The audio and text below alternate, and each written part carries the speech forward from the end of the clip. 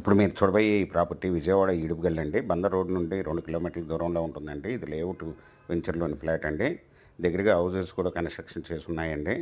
ఇది 218 గజాలు west face అండి. ఈ 40 అడుగుల రోడ్లండి. ఇది వెస్ట్ ఫేస్ రోడ్ ఫేస్ వచ్చి 42.9 అండి. లోతొచ్చి 49.3 స్క్వేర్ బిట్ ఉంటుందండి ఇది.